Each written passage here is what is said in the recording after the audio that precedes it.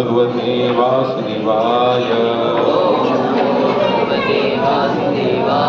ओम नमो भगवते वासुदेवाय।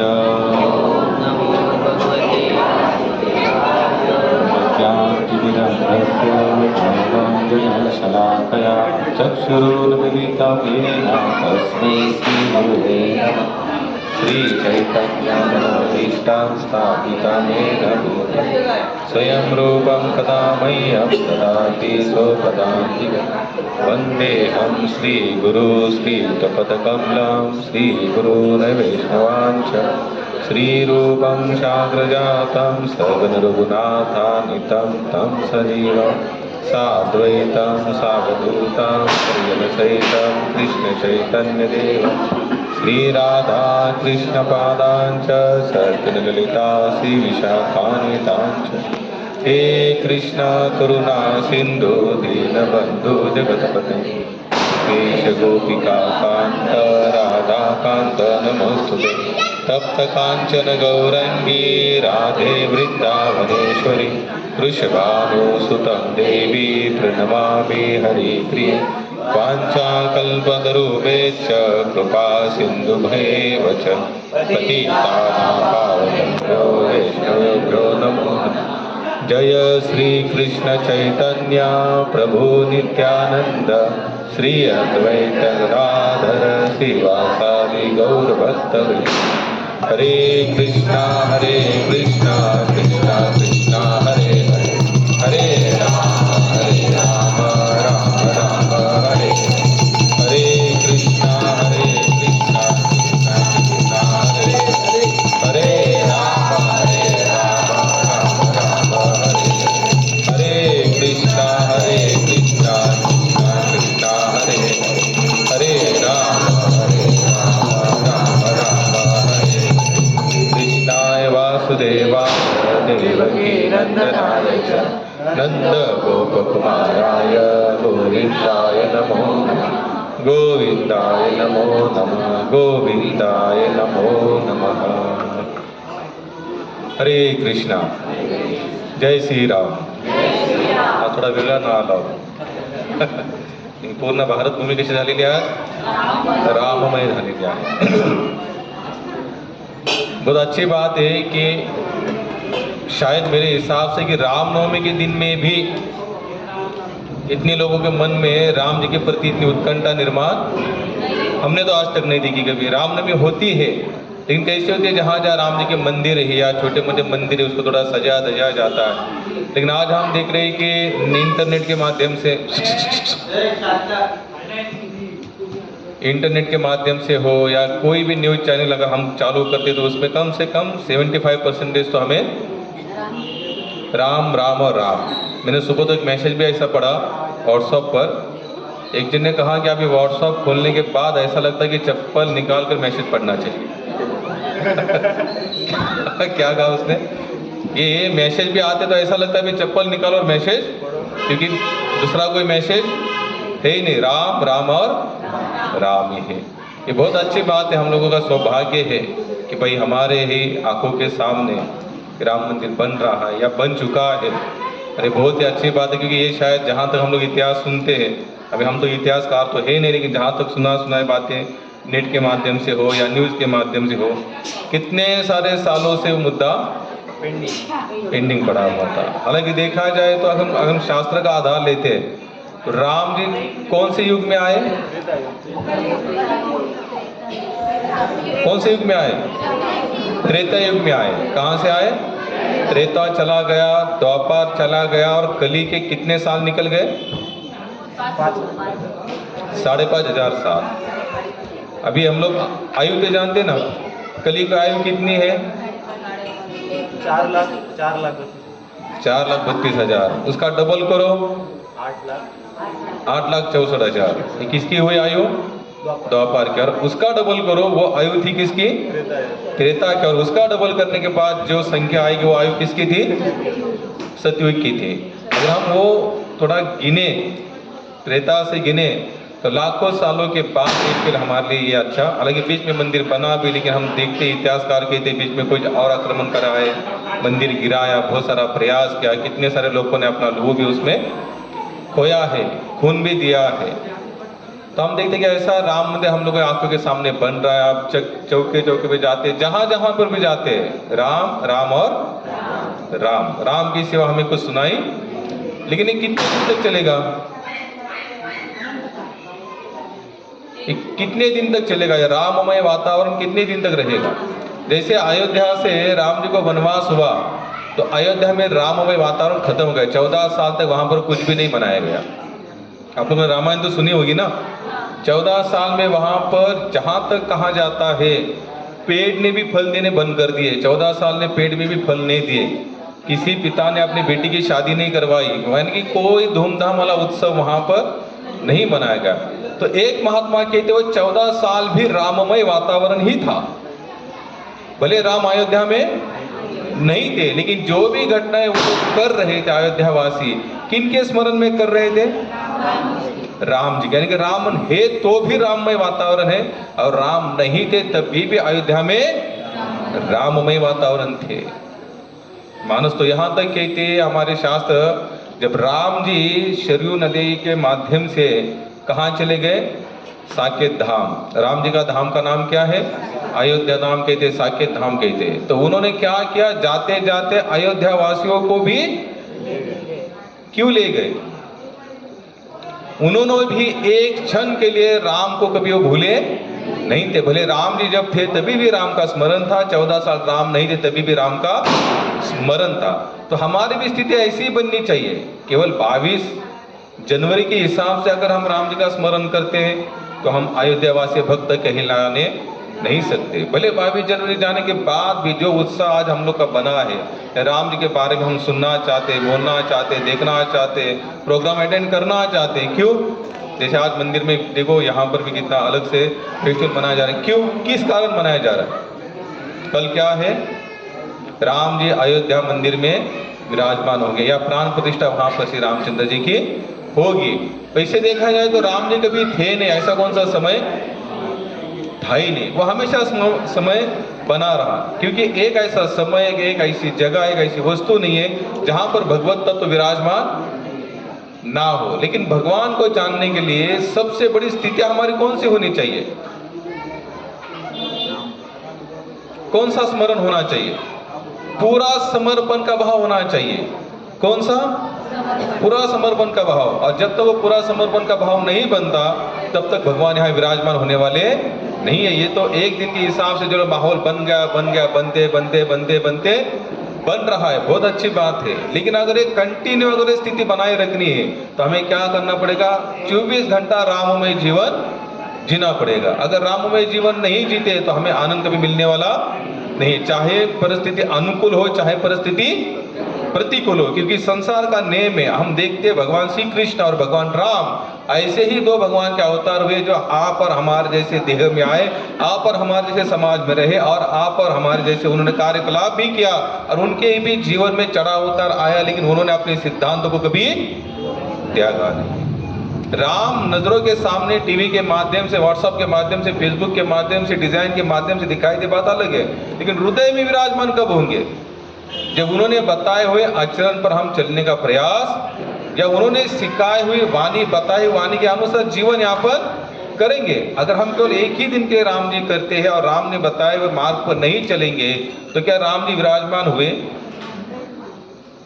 बोलिए ना, नहीं हो सकते। संतों ने, ग्रंथों ने, ये सब राम और भगवान श्री कृष्ण का इतिहास है, भागवत के माध्यम से, रामायण के माध्यम से जो सब लिख के रखा है। क्यों लिख के रखा है? पढ़ो और छोड़ दो। रामनवमी हम लोग साल में एक बार मनाते, बस एक ही दिन के लिए रामनवमी मनाते, और बाद में फिर हमारा उतना उत्साह नहीं बना रहता। फिर क्या होता है, हम फिर जैसे जैसे जो करना है अपने हिसाब से चलते। बोले राम जी को पहचानना है तो थोड़ा तो उनके जैसा जीवन यापन करने का प्रयास करो। कल मैं एक लेक्चर सुना, बहुत अच्छा महात्मा के, बोले राम जी तब विराजमान होंगे जब भाई भाई का खटला समाप्त होगा। राम जी कब विराजमान होंगे? जब भाई भाई के जो खटले चल रहे हैं ना, इत भर जगह के लिए या 4 उंगल के लिए या थोड़े थोड़े जमीन के लिए, जायदाद के लिए, प्रॉपर्टी के लिए, जब वो खटले समाप्त हो जाएंगे तो समझना राम राज्य आए। पिता के आदेश का अनावरण जो पुत्र नहीं करेगा तब समझना राम राज्य आ गया। पति पत्नी में अगर सामंजस्य है तो समझना राम राज्य, यहां तक कि शत्रु के भी प्रति अगर मैत्री भाव है तो समझना राम राज्य आ गया। अन्यथा राम राज्य आने वाला, मंदिर तो हजारों बनते रहेंगे, चलते रहेगा, संसार है, परिवर्तन इसका नेम है, आज बना है कल बिगड़ेगा, फिर आकर कल फिर बनेगा। लेकिन अगर हृदय में विराजमान नहीं है, अगर हमारे एक्टिविटीज में यानी कि हम जो क्रिया कर रहे उसमें अगर राम जी का स्मरण नहीं होते हुए अगर क्रिया कर रहे तो इसका मतलब राम जी विराजमान नहीं है। एक दिन के लिए हमारा उत्साह कैसे होता है पता है? मनुष्य का उत्साह कैसे बना रहता है? जैसे सोडा की बोतल है, जैसे खोलते तो भूख, बाद में उसका आप कितना भी कुछ भी करो कि उसमें से क्या हुआ, गैस निकल गया। तो ऐसी भक्ति नहीं होनी। भक्ति कैसी होनी चाहिए? शाश्वत होनी चाहिए। कैसी होनी चाहिए? शाश्वत। एग्जाम्पल आता है शबरी माता का। किनका आता है? माता शबरी का। 7 साल की एज में, कितना उम्र था उनका? 7 साल की एज में वो अपने पिता का घर छोड़कर भागे। और क्यों भागी? देखो, कुछ क्वालिटियां भी हमारे अंदर होनी चाहिए, कुछ क्वालिटियां भी हमारे अंदर होनी चाहिए। हम राम जी का नारा तो लगाएंगे, सब लगा देंगे, चलो ये किन प्रकार विचार के सौभाग्य में एक बार तो राम, जैसे अगर कल का दिन या आज का दिन है, इसके 4-5 दिन हो सकता है कल 22 के बाद भी 3-4 दिन और सभी लोगों के मुंह में श्री रामचंद्र, भगवान श्री रामचंद्र की जय, रामचंद्र की जय निकलेगा, कोई फेल नहीं जाएगा। क्योंकि एक किन प्रकार है, नाम नामी अभिन्न। नाम और भगवान स्वयं, भगवान का नाम और भगवान स्वयं कैसे है?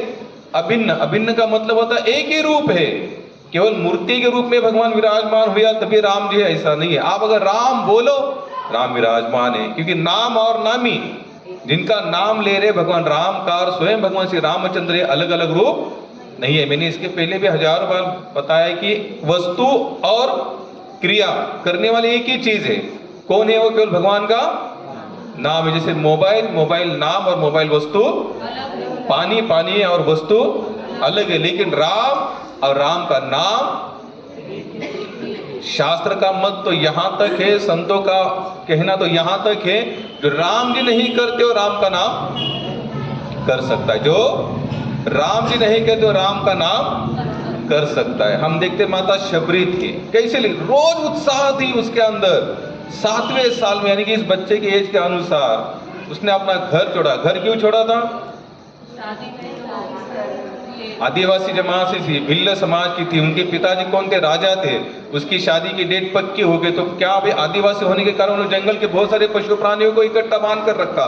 तो माता शबरी कहती है पिताजी को, बोले आज क्या फेस्टिवल? बोले इतने सारे जीव जंतु को आपने क्यों बांध के रखा है पिंजड़े में? तो पिताजी कहते कि बेटी तेरी शादी है। तो बोले मेरे शादी का और इनका क्या लेना देना है?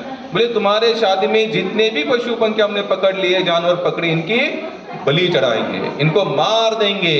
तो माता शबरी कहती है अगर मेरे शादी के लिए अगर इतने प्राणियों की हत्या होने वाली है, उससे अच्छा तो मैं अविवाहित रहना पसंद करूंगी। एक राजेश्वरानंद जी महात्मा की कथा को इतना सुंदर कहते, आप सुनेंगे तो आंखों से आंसू आते हैं।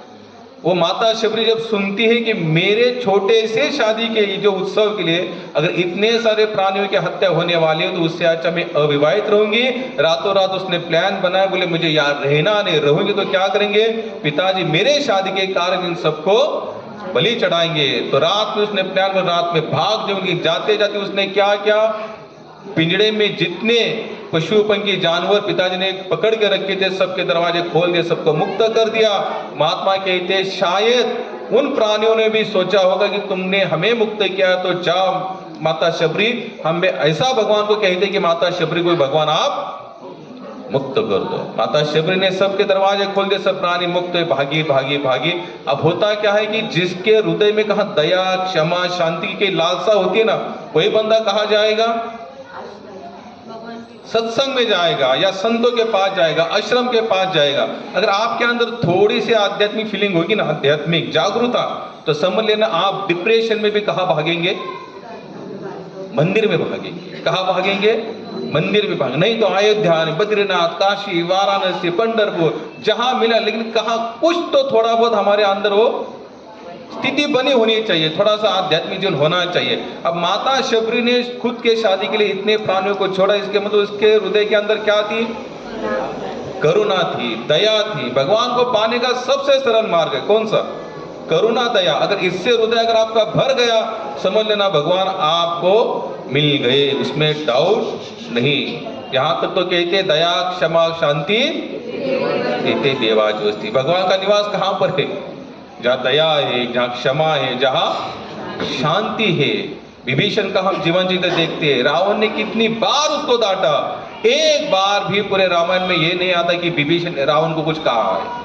हमेशा यही कहता है कि भैया जो कर रहे हो गलत, इसको छोड़ दो। भक्त का एक भाव होता है, वो किसी के प्रति द्वेष नहीं रखता, द्वेषी के भी प्रति उसका द्वेष नहीं होता।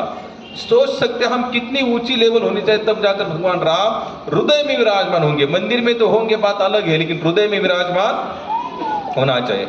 मंदिर क्यों बांधा जाता है? कितने लोग बता सकते हैं? समाज में जो मंदिर बनाते हैं, आज बहुत सारे मंदिर बन रहे हैं या अयोध्या में बन रहा है, क्यों बांधा जा रहा है वहां पर? राम जी के लिए? बिल्कुल नहीं, क्योंकि पूरे ब्रह्मांड के नायक तो वही है, पूरे ब्रह्मांड के पालन करता चलन वाले कौन है? राम जी है। लेकिन वहां जाने के बाद राम जी के प्रति विशेष प्रेम निर्माण होगा। फिर हम मन सोचता है कि चलो यार ये राम है कौन, थोड़ा देखो तो सही, थोड़ा जानो तो सही, चलो रामायण कोई पुस्तक है इसको पढ़ो तो सही। अच्छा राम जी ने ऐसा जीवन यापन किया है तो मुझे भी कहीं ना कहीं ऐसा जीवन यापन करना चाहिए। तब जाके समझना, हमारा मंदिर जाना, सत्संग आना, राम का दर्शन करना, राम की कथा सुनना, राम नाम लेना हमारा सफल है, अन्यथा नहीं। हम चाहे कितना भी प्रयास करें, लेकिन मंदिर एक व्यवस्था बनाता है। क्या बनाता है? व्यवस्था। जैसे प्रभुपाद को एक दिन ने पूछा कि प्रभुपाद आप हजारों, जैसे हम देखते हैं अयोध्या का मंदिर का बजट कितना है? 900 करोड़। कितना है? और भगवान की कृपा से जमा कितना हुआ? 3200 करोड़। कितना? 3200। तो कुछ मूर्ख लोग ऐसा भी है, वो कहते हैं कि इतना बड़ा मंदिर बांधने की यहाँ जरूरत, 900 करोड़ क्यों बना है? उससे आज आप क्या बांधो? हॉस्पिटल बांधो, धर्मशालाएं बांधो, समाज कल्याण के हिसाब से कुछ करो। लेकिन मुझे बताइए, अगर हम भगवान की सेवा में लग जाएंगे तो उसके ज्यादा सबसे बड़ा कल्याण हम लोगों का कुछ हो सकता है? चलो हॉस्पिटल बांध भी लिया, जैसे आंखों का ऑपरेशन किया है, लीवर इधर उधर जो भी है कुछ किया, हॉस्पिटल में जो भी कुछ होती है क्रियाएं, अगर हम करने के बाद भी अगर हमारे जीवन में परिवर्तन नहीं आया तो हमारा जिंदा रहने का भी क्या फायदा है? उससे अच्छा तो हम लोग मर जाए। क्या हो जाए? मर जाए। परिवर्तन लाने के लिए केवल एक ही कार्यरत है समाज में, वो है मंदिर। क्या है? क्योंकि मंदिर में जाने के बाद क्या होगा? सत्संग होगा। जैसे हम लोग जाते हैं ना कहीं पर, तो कोई नया बंदा मिलता है, पूछता है कि महाराज जी आपके कहीं कोई मंदिर में सत्संग चलता है क्या? क्या पूछता है वो? किसी मंदिर में यहाँ पर हम कहते हैं कि प्रभु हमारा सत्संग चलता है, आप आइए, तो सामने वाला क्या कहता है कि कौन से मंदिर में चलता है? क्या कहता है? कौन से मंदिर? यानी कि लोगों के माइंड में सेट हो चुका है कि सत्संग कहाँ चलता है? मंदिर में चलता है। क्योंकि मंदिर और सत्संग का बहुत जुना संबंध है, और जिस मंदिर में सत्संग नहीं है वो फिर मंदिर कहलाने के है। क्योंकि भाई मंदिर, भगवान की विराजता जो होती है केवल भक्त के माध्यम से सामने आती है। भक्त नहीं होंगे तो भगवान कहां से होंगे? राम जी त्रेता में चले गए, अगर हमारे वाल्मीकि जी ने रामायण लिख के नहीं रखा होगा तो क्या हम लोग जान पाते कि राम जी ने क्या किया? माता सीता कौन थी, लक्ष्मण कौन थे, रावण कौन थे, कुंभकर्ण कौन था? लेकिन भक्त थे, उसको रामायण पढ़ते गए, भक्त बनते गए, और आज भी भक्त बन रहे हैं। इसलिए राम जी विराजमान है। भक्त बनना बंद होगा तो भगवान को जान पहचानना बंद हो जाएगा। और हम देखते ना कि भाई अगर हम कथा सुनते ना, श्रवण करते, तभी जाकर तो भगवान के प्रति हमारे हृदय में क्या होता है? प्रेम निर्माण होता है। और नहीं कथा सुनेंगे तो क्या फायदा इसका? कोई मतलब नहीं। ये सब फिर क्या है? मनोकल्पनिक धर्म। क्या कहते हैं इसे? शास्त्र क्या कहता है? मन से बनाया हुआ धर्म, ये किसी का कल्याण करने वाला नहीं है। उसमें भगवान विराजमान होने चाहिए, राम नाम के माध्यम से, क्रिया के माध्यम से, अन्यथा वो किसी के काम का नहीं है। कौन सी कथा में था मैं? माता शबरी की। माता शबरी ने क्या किया है? पशु पंखियों को छोड़ दिया, बोले जाओ तुम मुक्त हो जाओ। उन्होंने भी कहा माता शबरी आपने हमें मुक्त किए, हम भी चाहते कि तुम भी मुक्त हो जाओ। माता शबरी निकली, अब हृदय में कहीं ना कहीं दया थी, करुणा थी, इसलिए कहाँ जाके रुकी? कौन के आश्रम में? किन के आश्रम में? मतंग ऋषि के आश्रम। बाबा ने सही, इनके आश्रम में जाके रुकी, मतंग ऋषि के आश्रम में। और मतंग ऋषि के आश्रम में जाके रुकी नहीं, वो डर रही थी क्योंकि एज कितना था उसका? 7 साल की एज में जो घर छोड़ सकता है। किन के लिए घर छोड़ा उसने? भगवत प्राप्ति के लिए। एक दया थी, करुणा थी, मेरे एक कार्य से अगर किसी को पीड़ा होती है तो उससे अच्छा फिर मुझे वो कार्य करना है। देखो लिंक कहां से शुरू होती है? भगवान मिलने की लिंक कहां से शुरू होती है? दया से। हमारे अंदर दया नहीं, प्रेम नहीं, समर्पण नहीं, भाव नहीं, श्रद्धा नहीं, विश्वास नहीं, किसी के भी प्रति अगर कोई दुख में है, अगर उसके प्रति पीड़ा यहां नहीं हो रही है तो कभी हमारी वो लिंक भगवान तक जा ही नहीं सकती, क्योंकि दया ही नहीं, क्षमा करने की हमारे अंदर क्वालिटी नहीं है, समर्पण नहीं है, भाव नहीं है, ममता नहीं है, तो हम भगवान तक कैसे पहुंचेंगे? जितने भी भक्त हो चुके संसार में, सबका एक शुरुआत देखना। क्या देखना? शुरुआती उनका भाव क्या था? उनका हृदय दया से कहीं ना कहीं भरा हुआ था, या फिर उन्होंने किसी संत का सत्संग किया, पहली बार ही सुना, सुनते सब कुछ छोड़कर भगवत भक्ति में लग गए। यहाँ पर हजारों बार सुनने के बाद भी अगर समर्पण का भाव नहीं आ रहा है तो फिर पालत्या घडेवर पाणी. घडा पालताय वरनं 10 लिटर जरी पाणी घेतलं, 100 लिटर जरी भेटलं, एक थेंब हात जाणार नहीं, कारण की घड़ा कसा है? पालता. तो अगर उल्टी घागर करके रखोगे, अगर हंडा जो भी, माता जी को हिंदी नहीं, मराठी नहीं समझता, जो घड़ा होता है ना माता, अगर उसको उल्टा करके रखे, ऊपर चाहे कितना भी पानी डालो कुछ नहीं होने वाला। लेकिन अगर घड़ा सीधा है, ग्लास डालो, 2 ग्लास डालो, 3 ग्लास डालो, तो वो जमा होते जाएगा, क्योंकि घड़ा कैसे है? सीधा है। हम लोग सीधे नहीं, हम लोग कैसे हुए हैं? उल्टे हो रहे हैं। कैसे हो चुके?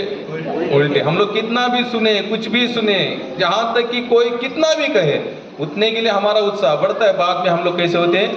विरुद्ध के हमारा घड़ा कैसे हो चुका? उल्टा। अगर उसको भरने का प्रयास करो, आप जो सुन रहे हो या जो देख रहे हो, सीरियल जो भी, जिसके भी माध्यम से, उसको क्या करो? तुरंत कैच करो, ग्रहण करते जाओ, लाभ के बारे में सोचो। जैसे संसार में कोई स्कीम आती है, लाभ में स्कीम, जैसे बैंक के माध्यम से, सरकार की योजना के माध्यम से। जैसे मुझे बीच में 4-5 दिन पहले एक बंदे ने कहा कि आपने वो कौन सा कार्ड है प्रभु? आयुष्मान। बोले आपने निकाला क्या? बोले मुझे तो पता ही नहीं। बोले आयुष्मान कार्ड क्या है? उसने कहा आयुष्मान कार्ड निकल क्या होता है? 5 लाख। आप लोगों ने निकाला? सबने नहीं निकाला? अच्छा, कौन सा निकाला? LIC कुछ तो निकाला होगा।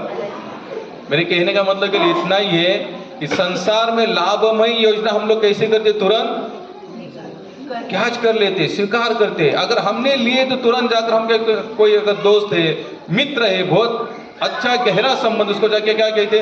भैया ऐसी ऐसी योजना है, तुरंत तुम उसका फॉर्म भरो और वो उसका लाभ उठा। लेकिन क्या हमें कभी आध्यात्म के प्रति ऐसा कभी लगा? भाई वाल्मीकि जी ने एक योजना बनाई, रामायण करके कुछ लिख के रखा है, उसमें अपना नाम होना चाहिए, जैसे रेशन कार्ड में नाम होना चाहिए, आधार में। अभी तो मैंने सोचा कि आधार भी कुछ चेंज हो रहा है, तो लोग वहां पर भी भीड़ कर रहे हैं, क्योंकि भी आधार मेरे कहीं ना कहीं काम में आएगा। लेकिन सबसे बड़ा आधार कौन सा है? भगवान। कौन सा आधार है? भगवान। ये आधार कार्ड तो हम मरने के बाद चला जाएगा किसी कोने में, उसको फाड़ कर फेंक देंगे। लेकिन भगवान का आधार हजारों जन्मों से हमारे साथ में। कैसे है? हजारों जन्मों से। अगर संसार का लाभ इस तरीके से भाव निर्माण करता है, तो आध्यात्मिक का लाभ कैसे भाव निर्माण करना चाहिए? जैसे माता शबरी की कथा सुन ले, माता शबरी के हृदय में प्रेम निर्माण, लाभ की भावना सोची उसने, इसलिए वो कहाँ पहुंची?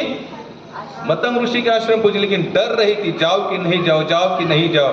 डर इसलिए रही थी कि पहले जमाने में माताओं को आश्रम में रहने का कोई परमिशन नहीं था। वो कहाँ रहे?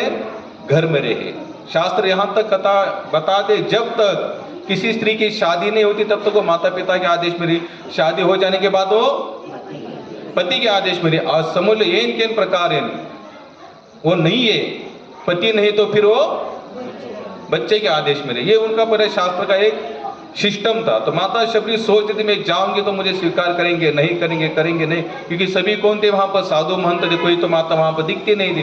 तो माता शबरी ने प्लान किया कि मैं क्या करूंगी, ये सभी सो जाएंगे तब जाके मैं आश्रम की सेवा करूंगी। क्या कहा, क्या सोचा मन ने? सभी आश्रम के जितने महात्मा साधु संत सोएंगे तब जाकर मैं आश्रम की सेवा करूंगी। माता शबरी रात में आश्रम में प्रवेश कर देती है, झाड़ू लेती थी और पूरा आश्रम साफ कर लेती थी। अब ये महात्मा सुबह जब उठते थे, जिसकी सेवा थी झाड़ू में, वो कहता था भाई रात को किसने साफ किया, भाई कौन आया था यहाँ पर। तो उसने एक दो बार सोचा शायद कोई इसकी भाव आया होगा किसी के मन में सेवा करना, उसने सेवा की, लेकिन ये रोज होने लगा।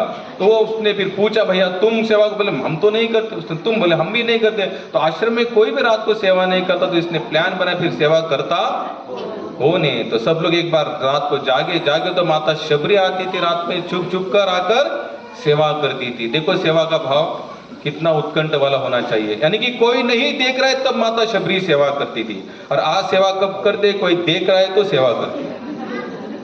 आज कैसे हुआ, उल्टा हुआ।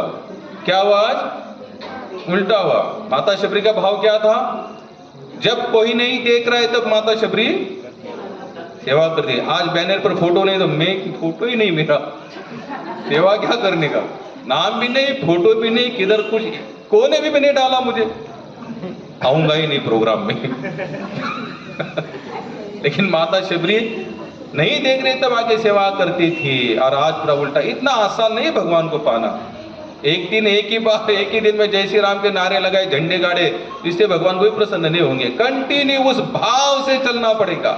वो जो सिस्टम बनाई है ना, उसी सिस्टम के अनुसार चलना पड़ेगा। समृद्धि महाप्रभु गए थे हम लोग, वहां पर कितना चार्ट लगा था प्रभु जी, ट्रक चलेगा 80 के स्पीड से, मोटर बाइक चलेगी, मोटर कार चलेगी 120 के स्पीड से। अगर हर सिस्टम में एक स्पीड दिया गया है तो आध्यात्मिक में भी एक स्पीड, कुछ नियमावली है, समर्पण का स्पीड है यहाँ पर। फिर छोटा मोटा नहीं, पूरा समर्पण। कैसे पूरा, भगवान कहते कल हम लोग ने देखा सर्वधर्मन परित्याग, सभी धर्मों का त्याग करके एकमात्र मुझे शरण आओ। तो माता शबरी आई, सबने उसको बोला कि सुबह आपको आना है, हमारे स्वामी जी यहाँ पर रहते। बोले कौन स्वामी जी, बोले मतंग ऋषि। तो माता शबरी मनी मन डर गई, ऐसा ना हो जाए कि ये हमसे सेवा छीन ले या फिर हमको आश्रम से निकाल देगी। माता शबरी जानते अपने घर तो जाना नहीं, क्योंकि घर क्यों नहीं जाना, अगर घर जाऊंगी तो फिर पिताजी शादी करेंगे, वही फिर जीवा आते, उससे अच्छा मुझे उधर जाना ही नहीं। मतंग ऋषि के सामने उसको प्रस्तुत किया। मतंग जी ने पूछा कि माता शबरी कहाँ से हो।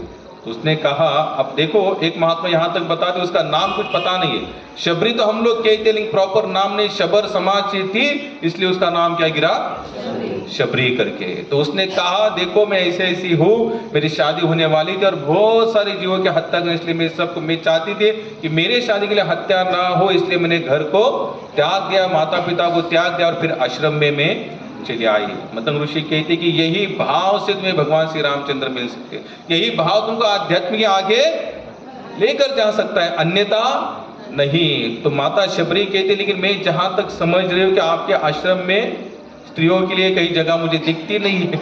तो मतंग जी कहती बोले चिंता मत करो, बोले जब तक मैं यहाँ पर हूँ तुम्हें यहाँ से कोई निकाल नहीं सकता। और माता शबरी केवल 7 साल की थी और कहे कि तुम्हें लगता है पिताजी को छोड़े माता पिता, तो आज से मैं ही तुम्हारा माता और पिता हूँ। माता शबरी वहीं पर मतंग जी के आश्रम में रहने लगी। अब किसी संत का संग होता है ना, अच्छा अगर किसी संत का संग होता है तो हृदय में और सेवा की भाव प्रकट, और समर्पण करने की इच्छा होती है। माता शबरी की और आध्यात्मिक उत्कंठाएं जागृति, मन ही मन वो सोचने लगी कि मेरे स्वामी जी गुरुदेव जिनका नाम लेते हैं राम राम राम राम, ये है कौन राम, पूछती थी वो। तो मतंग जी कहती कि समय आने पर मैं तुम्हें सब कुछ बता दूंगा। उस समय राम जी का जन्म यानी कि अवतार भी नहीं हुआ था। वाल्मीकि जी ने जो रामायण लिखना शुरू किया था, राम जी विराजमान भूतल पर नहीं थे। राम जी आने से पहले वाल्मीकि जी रामायण लिखना शुरू किए। किस कारण, उनके अंदर जो क्वालिटी आई कहां से आई, क्यों नहीं दी वो क्वालिटी उनको, बोलिए नारद जी ने दी। किन्होंने दी, नारद जी ने। अगर हमारे जीवन का कल्याण हो सकता है ना, मंदिर जाने से तो होगा ही होगा, लेकिन उससे भी ज्यादा चांसेस हमारा कल्याण होने का किसी संत के सहवास में होगा। कैसे होगा, संत के सहवास में। यहाँ पर एक बाबा बैठे, प्रभु तुमचं नाव काय, नाव विसरलो, बाबा तुमचं नाव काय, तुमचं नाव, तुमचं नाव मुरलीधर पाटिल। हम लोग इस मंदिर में कम से कम साल हुआ, साल 1.5 साल हुआ हम लोग यहाँ सत्संग करते। ये इनकी एक ही सेवा है। प्रामाणिकता से मैं देखता हूँ बाहर वो चार्ट लगा हुआ रहता है, ब्लैक बोर्ड, उस पर वो हमेशा कुछ ना कुछ आध्यात्मिक वाणी को लिखते। बोले कहाँ से परिवर्तन हुआ? आप जिस पांडुरंग शास्त्री आटोली जी के जो महात्मा के सत्संग में गए, उसके कारण ये परिवर्तन हुआ ना, अन्यथा होने वाला नहीं है। रिटायरमेंट लेने के बाद लोग कहते हैं कि घर में बैठे रहो, लेकिन ये परिवर्तन कब आया? जब इतने, जैसे प्रभुपाद ने पूरे विश्व में इस गीता को प्रचार किया, वैसे ही स्वाध्याय परिवार के माध्यम से, या फिर स्वाध्याय जी को जिन्हें पूरे विश्व में प्रचार किया, वो कौन थे? पांडुरंग शास्त्री आटोली। एक जीता जागता अनुभव हमारे सामने है। बाबा कभी भी लिखना नहीं छोड़ते वहां पर। मैं दोपहर में भी आया था यहाँ पर फोन देने, तो ब्लैक बोर्ड पर उन्होंने आज का कुछ था, वो टॉपिक क्या था मैं भूल गया। आजचा काय विषय होता तुमचा? तो शबरी। हरे कृष्णा। हाँ, क्यों संभव हुआ ये सब? किसी संत के सहवास में रहकर देखना। मुझे पता नहीं कि भगवान की विग्रह की सेवा करने के बाद कितना परिवर्तन हो सकता है, लेकिन इतना गारंटी है किसी संत के साथ में रहना, फिर देखना है कि हृदय कितना परिवर्तन हो सकता है। क्योंकि भगवान भी बता, ब्रह्मा जी बताए, संत सदैव हृदयेषु विलोकयन्ति। भगवान के हृदय में सदैव रहने वाले कौन है? संत। और संत के भी हृदय में सदैव रहने वाले कौन है? भगवान। इन दोनों का क्या है? मिलन होता है। क्या होता है? मिलन। मतंग जी कहते कि चिंता मत करो, बस तुम लगी रहो यहाँ पर। क्या करो? सेवा में लगी रहो। हम लोग क्या, हम तुरंत रिजल्ट देखना चाहते हैं। क्या देखना चाहते हैं? रिजल्ट देखना। रिजल्ट जिसने देखना शुरू कर दिया, वो 4 दिन सेवा करेगा, 5वें दिन सेवा। इस आध्यात्मिक में रिजल्ट कहां तक बताते हैं? या जिसाठी केला होता अट्टाहास, शेवटचा दिस गोड व्हावा। कृष्ण कहते अंतकालेच मामेव स्मरण मुक्त व्हा, यम यम आपी, कि अंत काल तक लगे रहो। भगवान बताते, संत बता रहे। तुकोराय कहते कि यासाठी केला होता अट्टाहास, शेवटचा दिस गोड व्हावा। अंतिम दिन तक रिजल्ट नहीं देखना यहाँ पर।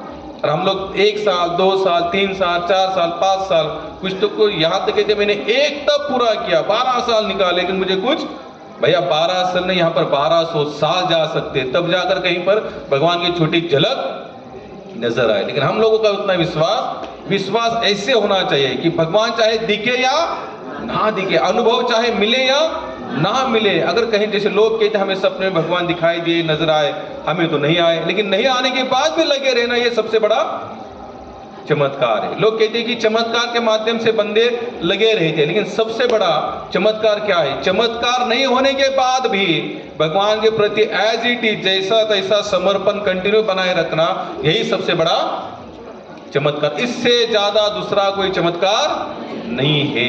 लेकिन हमारा क्या होता है? हम लोग कहां पर फंसते हैं? चमत्कार में फंसते हैं। आप कल 22 तारीख है, सब लोग नाचेंगे, गाएंगे, झूमेंगे, अच्छी बात है, लेकिन उनका नाचना गाना उत्सव कितना, जो उत्साह जो बना हुआ है, कितने दिन रहेगा? 23, 24, 25, 26, 27, 28, 29, 30 ये महीना पूरा।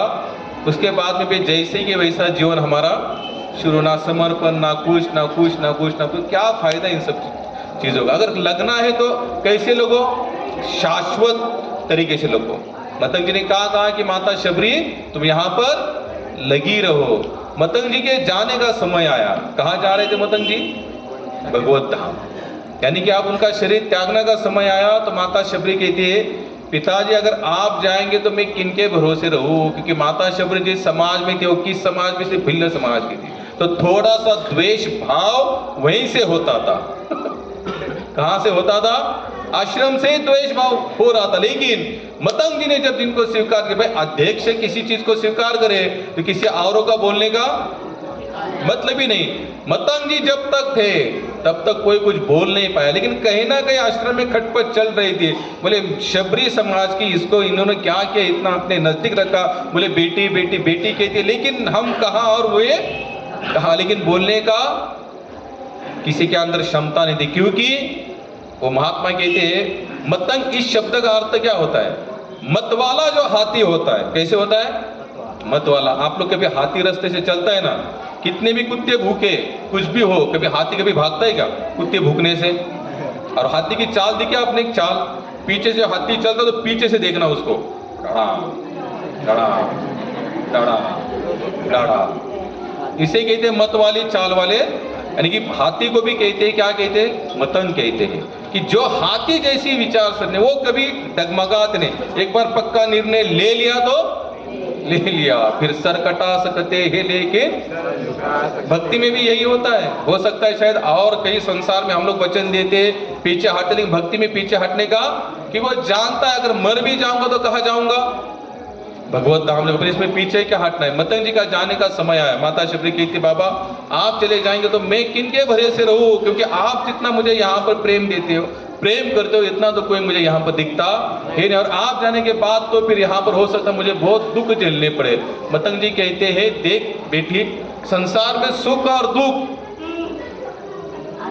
ये चलते रहेंगे, आप चाहे कितना भी प्रयास करो। यहाँ हम देखो, हम लोग सभी लोग दुख के लिए कौन प्रयास करता आप में से, दुख आए इसके लिए संसार में एक का भी प्रयास नहीं है। सभी लोगों का प्रयास क्या है, सुख सुख और सुख, लेकिन सुख का प्रयास करते करते पता नहीं कितने सारे दुखों का सामना करना पड़ता है। इसका मतलब क्या है, सुख और दुख संसार का नियम है। कितना भी प्रयास करो, कितना अच्छा अच्छा खाओ, घी वाली रोटी खाओ, पनीर खाओ, कुछ भी खाओ, जाना तो शरीर एक दिन नष्ट, कितनी भी अच्छी फैसिलिटी करो, लेकिन उसी में से हमको कब दुख सामने आए हमें हम लोग जान भी नहीं सकते। इसलिए संसार का नियम है। मतंग जी ने जाते जाते माता जी को इतना ही कहा, माता शबरी को इतना ही कहा, देख बेटी सुख और दुख आना जाना है, मान सम्मान है, चलने वाला है। अगर तुम्हें इस संसार में बने रहना है, टिके रहना है, मेरे जाने के बावजूद तो एक ही कहता हूं कि राम जी आएंगे और तुम हमेशा लगी रखना। बोले कब आएंगे, बोले आएंगे, बस तुम यहीं पर बनी रहो। 7 साल की माता शबरी, शास्त्र कहते 10,000 साल बीत गए। माता शबरी रोज सेवा करती थी, कंटिन्यू, लगातार, नॉन स्टॉप। सोच सकते हैं कि उसका कितना उत्साह होगा, हृदय में भगवान के प्रति कितना प्रेम होगा। ना ही कभी भगवान को देखा था, ना कभी भगवान की कथा सुनी थी। गुरु जी ने कहा है कि राम जी आएंगे। अब राम जी आने वाले तो हम लोग क्या करेंगे, लगे रहेंगे। क्या करेंगे, लगे रहेंगे। प्रभु ने भजन करा, राम आएंगे आएंगे, चांद भजन है। क्या क्या उन्होंने, माता शबरी लगी रही, और कहां तक लगी रही, जीवन के अंतिम क्षण तक लगी रही। कथा तो यहां तक बता दी कि माता शबरी को बहुत सारे लोगों ने परेशान किया, बहुत परेशान किया। और क्या सोचकर परेशान किया, बोले ये जो सेवा करती इसके माध्यम से राम जी इसको मिलने वाले। बोले हम लोग तो पूरे नियमावली से सेवा करती, माता शबरी का कोई नियम नहीं था। सुबह उठना है, झाड़ू लगाना है। किस भाव से झाड़ू लगाती थी, राम आएंगे। फल तोड़ के लाती थी, किस भाव से फल तोड़ के लाती थी, राम आएंगे। और दरवाजे के ऊपर बैठती थी, सुबह से लेकर शाम तक किस भाव से बैठी रहती थी, राम आएंगे। हम लोग इमेजिन करके देखो थोड़ा, कि जिसके जीवन में कोई सुख का साधन नहीं, पति नहीं, बच्चे नहीं, समाज नहीं, कुछ नहीं उसके साथ, अकेली उस कुटिया में रह रही है। कौन सी कुटिया में, उसी कुटिया में रह रही है जहां पर गुरुजी ने बताया था लगातार। हम लोग सोच सकते हैं कि उतने सारे समय के जो बीच वाला समय था मतंग जी जाने के बाद, तो कितने सारे उसको दुख झेलने पड़े, लेकिन एक बार भी उसका मन टस की मस नहीं हुआ कि पता नहीं राम आएंगे कि पता नहीं कि सचमुच उन्होंने कहा तो है, लेकिन अब तक तो ऐसी कोई झांकियां मुझे दिखती नहीं है। जैसे आज हमको दिख रहा है कि कल राम जी विराजमान होने वाले हैं, लेकिन माता शबरी के लिए तो सब कुछ अनभिन्न था, कुछ नहीं। राम जी का जन्म भी नहीं था जब उन्होंने कहा था कि राम जी, लेकिन कितने विश्वास के साथ लगी रही। अभी जो भजन है प्रभु है चौटा का ग्रुप, और ये भजन बहुत सुंदर है, बहुत फेमस भी है, इसलिए आप लोगों को इसकी सुर ताल लय समझ में आएगा। मेरी झोपड़ी के भाग आज खुल जाएंगे, राम आएंगे। मेरी झोपड़ी के भाग आज खुल जाएंगे, राम आएंगे। मेरी झोपड़ी के भाग आज खुल जाएंगे, राम आएंगे। बोलने का प्रयास कीजिए। मेरी झोपड़ी के भाग आज खुल जाएंगे, राम आएंगे। राम आएंगे, आएंगे, राम आएंगे। राम आएंगे, आएंगे, राम आएंगे। राम आएंगे, आएंगे,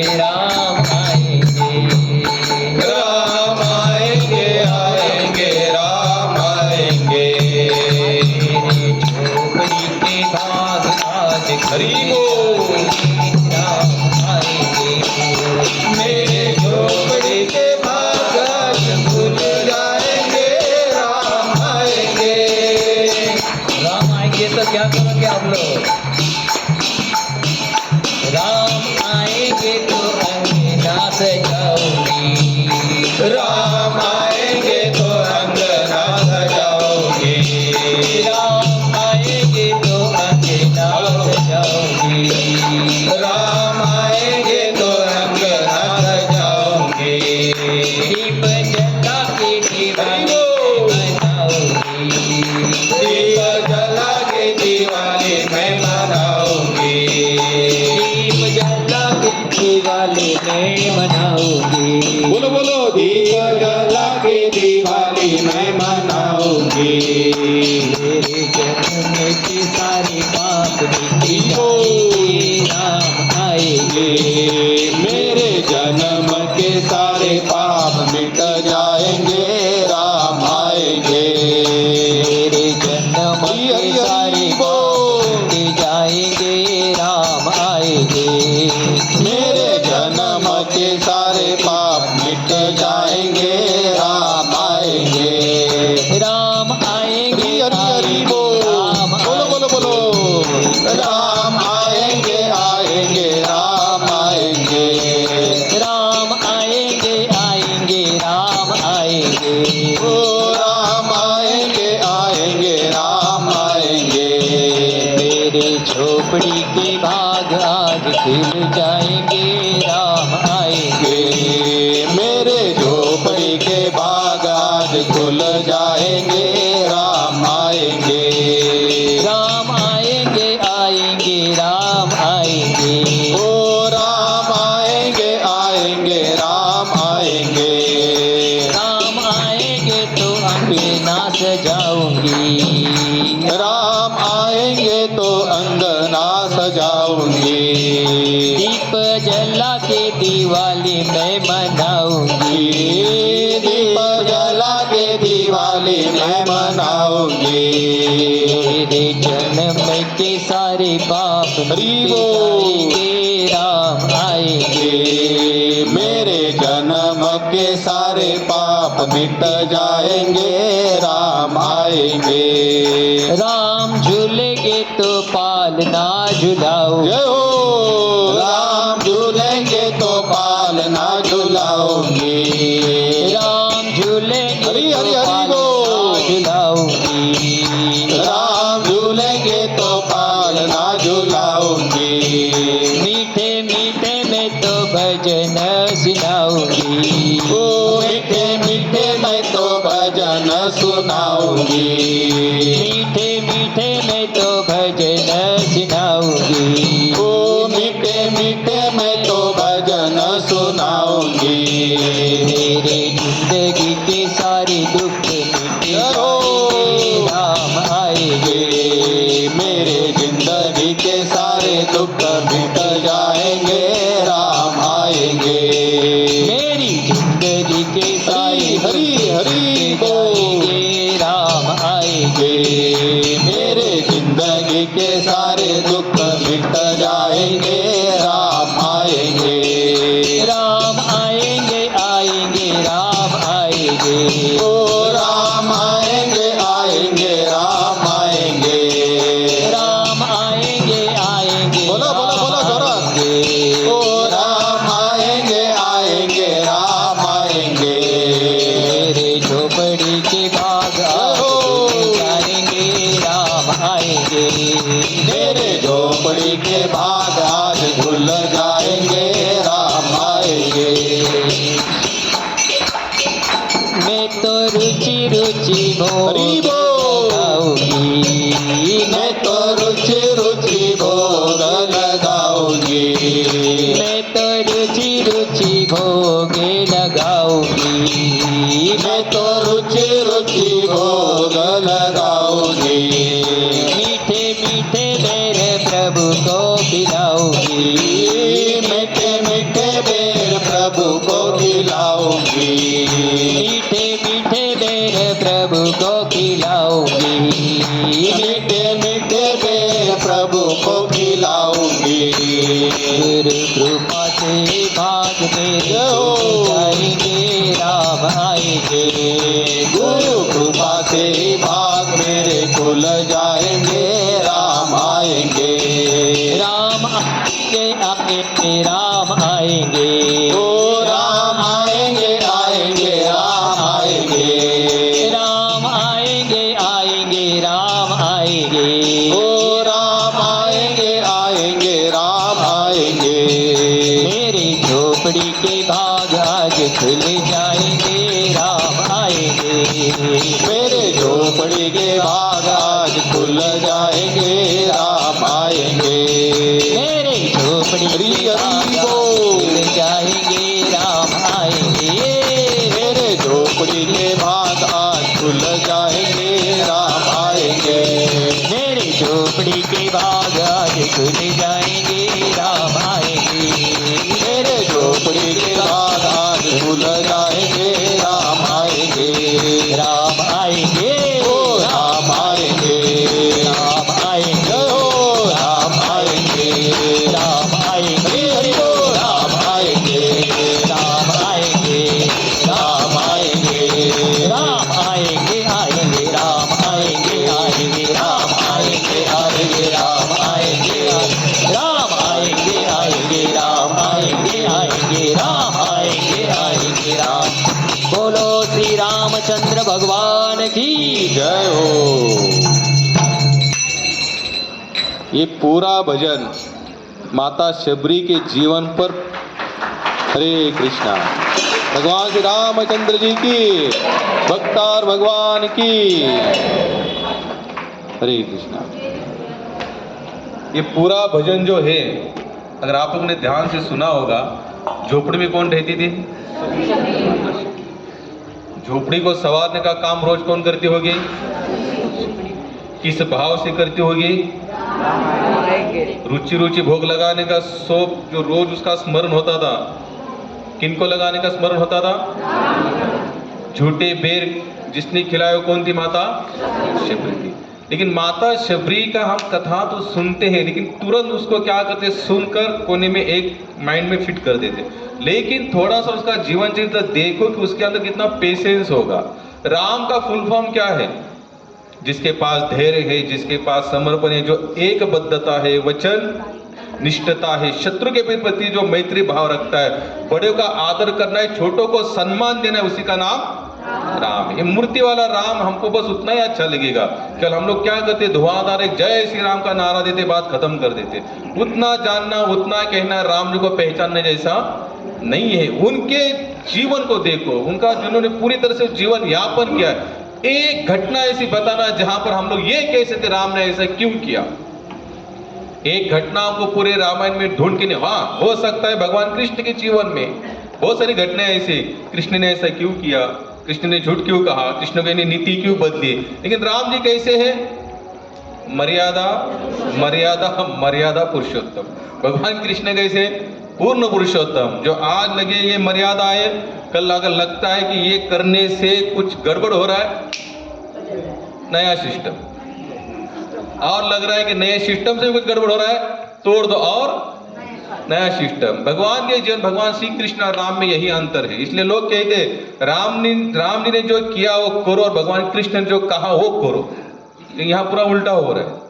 भगवान कृष्ण ने जो किया हम लोग वो करना चाहते, और राम ने जो किया हम लोग करना नहीं चाहते। उल्टा मत करो, क्योंकि अगर राम को जानना है, पहचानना है ना, तो उनके आचरण के माध्यम से, और उन्होंने जैसे बताया अगर वैसे चलेंगे तो समझ ले हमारा ये पूरा उत्सव 22 तारीख का हमारा जीवन सफल है। अन्यथा नहीं तो रामनवमी कब से चली आ रही है? त्रेता से। परिवर्तन तो कुछ दिखाई नहीं दे रहा। जैसे कि तैसे हमारे माइंड उतने जो भ्रष्ट हो चुके हैं, जैसे कि तैसे माता शबरी लगी रही परेशान होने के बाद भी। और जब पूरा माहौल बन गया, राम आएंगे, राम आने वाले हैं, अयोध्या से निकले, 14 साल का वनवास हो चुका है, तो राम जी इसे वन से जाएंगे। तो और जो लोग थे जिनके पास धैर्य, समर्पण, नम्रता नहीं थी, उन्होंने भी इतने बड़े बड़े आयोजन करके रखे, लेकिन राम जी वहां नहीं गए।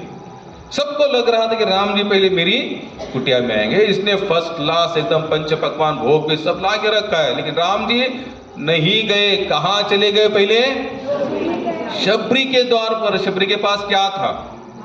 आयोजन नियोजन देखा जाए तो शबरी का तो बहुत कम था, बाकी लोगों का आयोजन तो बहुत बड़ा चढ़ा था। जैसे दुर्योधन ने भगवान श्री कृष्ण के लिए 56 भोग रखा, मेवा लगा, सब कुछ ला के रखा, लेकिन जब देखा कि दुर्योधन के मन में कुछ स्वार्थ है, कपटता है, वो कुछ कर रहा है कुछ अपने स्वार्थ के लिए, बोले भगवान बोले नहीं आऊंगा। कहां चले गए? विदुर जी के घर। और दुर्योधन कहता भी है कि बोले महाराज मैंने आपके लिए इतना सब आयोजन किया है। भगवान कृष्ण क्या कहते हैं? आयोजन तो तूने किया लेकिन ऊपर ऊपर किया है, अंदर से नहीं किया। भगवान का आयोजन कहां से होता है? अंदर से होता है। और यहाँ का आयोजन ही वहां चला जाता है। हमारी कंफर्म टिकट कब होगी? ये सब जब हमारा हृदय पूरी तरह से क्लीन हो जाएगा, स्वार्थता, दुष्टता, कपटता सब खत्म हो जाएगा। दुर्योधन ने सब कुछ किया, डेडिकेशन किया। और यहाँ तक महाभारत तो यहाँ तक बताता है कि भगवान कृष्ण का ज्यादा स्मरण, पांडवों से भी ज्यादा स्मरण किसने किया था? दुर्योधन थे। चाटुकारी करता था भगवान की। क्या करता था?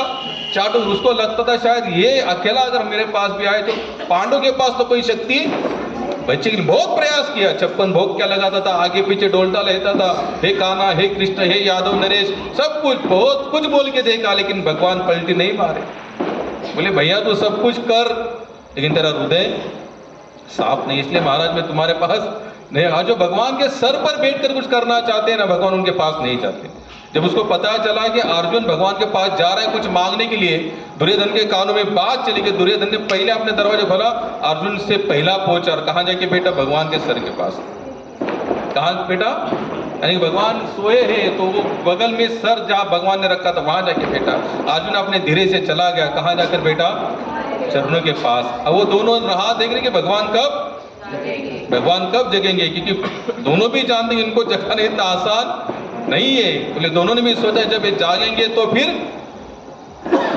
मांगेंगे। पहले कौन पहुंचा था? दुर्योधन। सेकंड समय कौन पहुंचे? अर्जुन। अब देखो कोई भी बंदा, जब हम लोग उठते हैं नॉर्मल है, जैसे हम लोग सोते उठते तो पहले कैसे उठते? ऐसे उठते, सीधा ऐसे उठते, इधर उधर देख के उठते क्या? डायरेक्ट उठते। तो डायरेक्ट उठने के बाद सामने कौन दिखाई दिए? अर्जुन। अर्जुन कहाँ बैठा था? जब चरणों के पास बैठेंगे भगवान की जल्दी नजर उस पर जाएगी। हम लोग भगवान के सर के पास बैठना, लेकिन सर पर बैठना चाहते, क्या करना चाहते? आज हमारी भक्ति के साथ भगवान के सर पर बैठना नहीं हो सकता। तो भगवान कहते अर्जुन किस लिए आए हो? अर्जुन कहते मैं कुछ मांग रहा। तो दुर्योधन कहते महाराज रुको, मैं पहला आया हूं। क्या कहा उसने? मैं पहला आया हूँ। भगवान कहते भले तुम पहले आए हो, लेकिन मैंने देखा तो किसको पहले? अर्जुन। तो मेरे हिसाब से पहला कौन है? अर्जुन। दुर्योधन फिर झगड़ा करता है।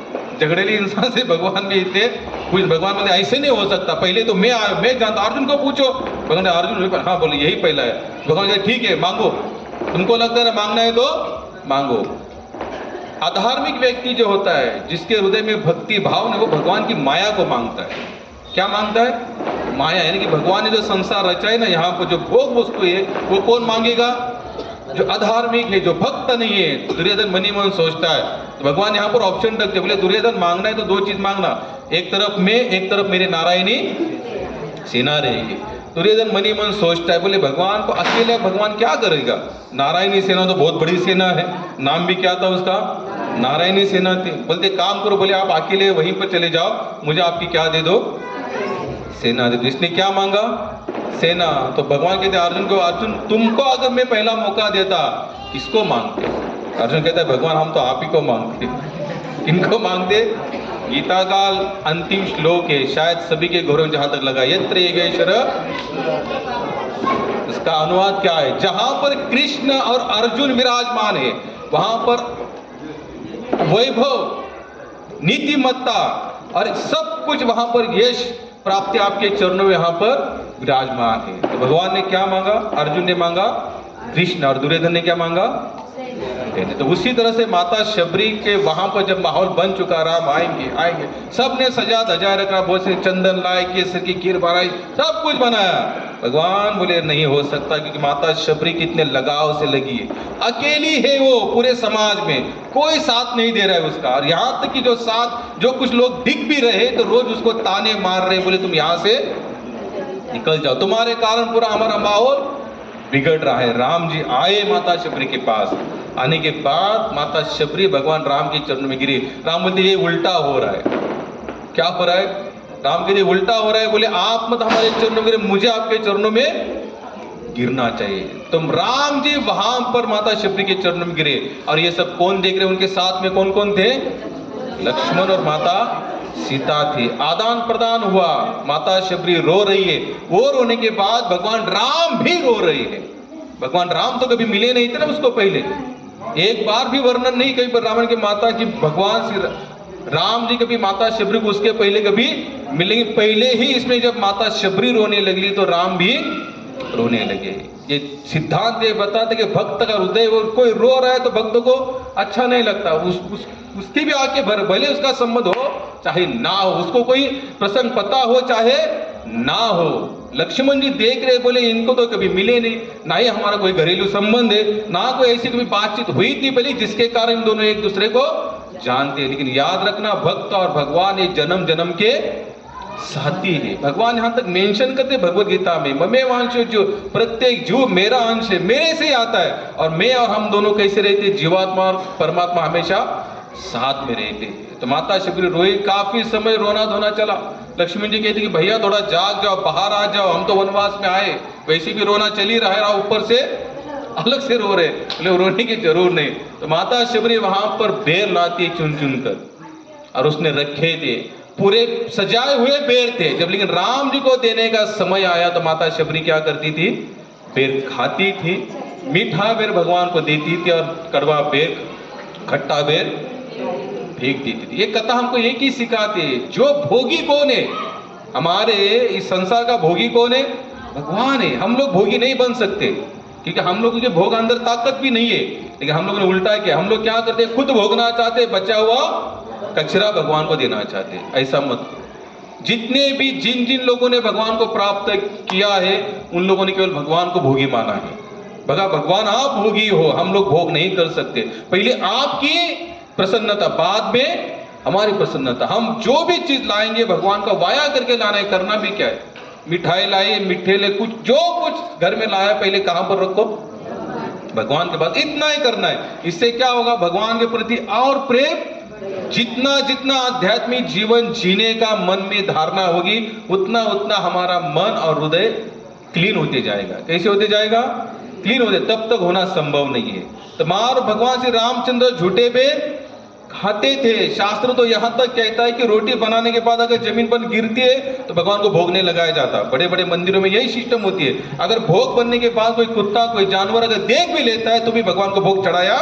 इसलिए आप लोगों ने देखा होगा मंदिर में जब भोग जाता है तो थाली ढक कर जाती है, यानी कि किचन से थाली निकली तो उसको ऊपर ढका जाता है, तब जाकर भगवान के द्वार तक जाता। बोले क्यों? क्योंकि किसी और का मन उसमें फंस ना जाए, मन ना फंसे, यहां तक सिस्टम है। लेकिन यहां पर तो कंडीशन पूरी अलग हो चुकी है। यहां पर विदुर जी की पत्नी ने क्या खिलाए?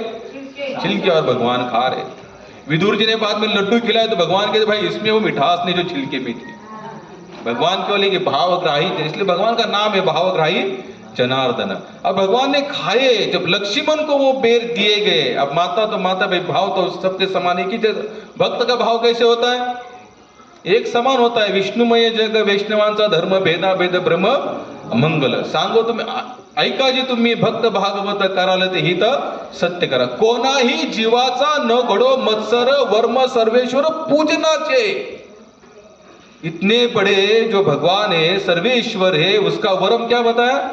कोणाही जीवाचा न घडो मत्सर वर्म सर्वेश्वर पूजनाचे। हम लोग कितना भी उनका भाव, जैसे लोग कहते हैं कि 7 दिन प्रतिष्ठा में लगते, एक दिन चावल में रखो, एक दिन धान में रखो, तब जाके प्राण प्रतिष्ठा, ये सब सिस्टम अलग है। लेकिन अगर मत्सर हृदय में है तो हम कभी भगवान की प्राण प्रतिष्ठा नहीं कर सकते। निर्मत्सर होकर जो सेवा करेंगे वही सेवा वहां तक। और यहां तक आगे यहां तक बताते हैं महाराज, तुका म्हणे एका देहाचे अवयव सुख दुःख जीव भोग पावे। ये जितने भी संसार में जितने लोग दिख रहे, दुराचारी, अत्याचारी, सदाचारी, सबका नाम लिया। क्या कहते? एका देहाचे अवयव, भगवान का एक देह है और इन सबके एक कौन है? भगवान के शरीर के अवयव है, पार्ट है, पार्ट सब। जिसके प्रति मत्सर है वो भी भगवान के शरीर का पार्ट है, जिसके प्रति सदाचार है वो भी भगवान के शरीर का पार्ट है। कितना अच्छा अभंग है। लेकिन लक्ष्मण जी ने बोर खाया तो उसके मन में थोड़ा सा आया, रे झूठा, झूठा कैसे खा सकता? तो थोड़ा सा ऐसे उन्होंने किया, खाए जैसा, और पीछे फेंक दिया। और वही बेर से क्या बनी? संजीवनी बूटी बनी। जो लक्ष्मण ने, जब मेघनाथ ने जब बाण चलाया सर्पों रूपे, जब सर्पों का जहर चढ़ गया तो उतारने के लिए वही संजीवनी बूटी काम में आई, जिसके कारण लक्ष्मण जी जीवित हुए। एक रामायण तो बहुत लोगों ने लिखी, जैसे लोग कहते ना, एक दिन बीच में कहा कि भगवान राम मांसाहारी भी है, चाहे उसने कहा पढ़ा होगा हमें पता नहीं, लेकिन भक्त का हृदय एक ही कहता है कि भगवान पत्रम पुष्पम फलम तोयो मां भक्त्या प्रयच्छति। खत्म। हम नहीं ढूंढेंगे कि भगवान ने खाया कि नहीं खाया, हम गीता ढूंढेंगे।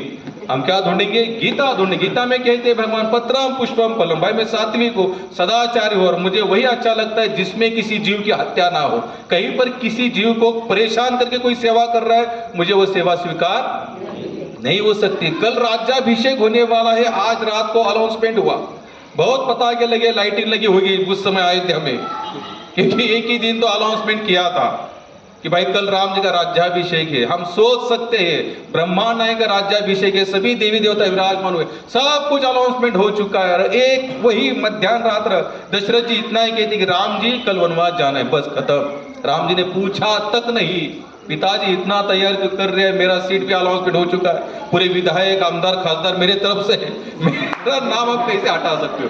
बिल्कुल नहीं। बोले पिताजी आपका आदेश है, चला जाऊंगा। एक शब्द नहीं निकाला महाराज ने।